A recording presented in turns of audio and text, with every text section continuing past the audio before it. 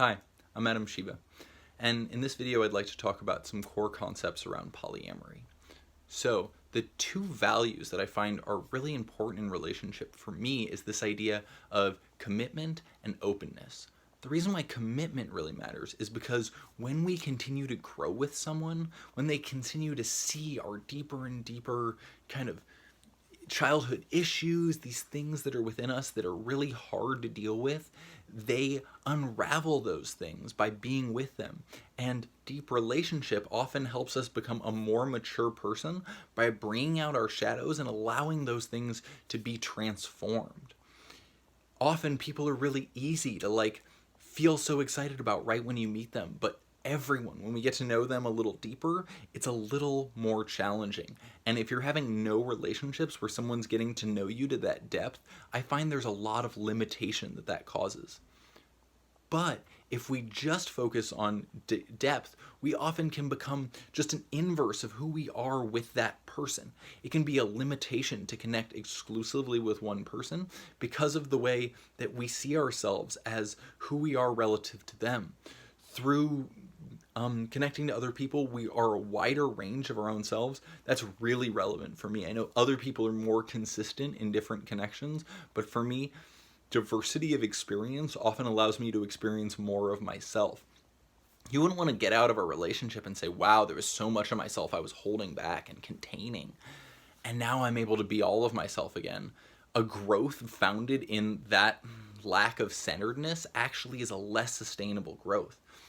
So that's why I think openness and connection are really valuable. Some people see those as mutually exclusive.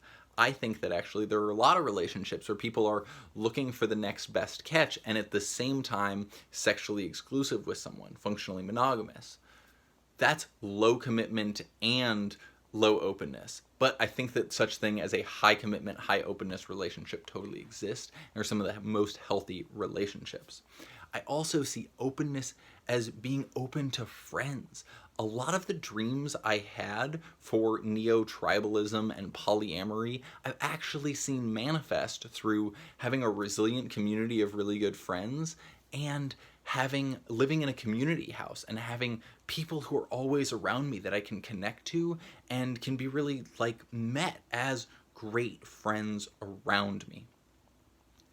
The other core value I have around polyamory is that when you are having a connection, often the pride you can have in what you're doing, the way that you feel good that, oh yeah, that's what I'm up to as you're being witnessed in that, it's really important that your connections are based on something deeper than someone who's just attractive and that you don't really know or value as a person.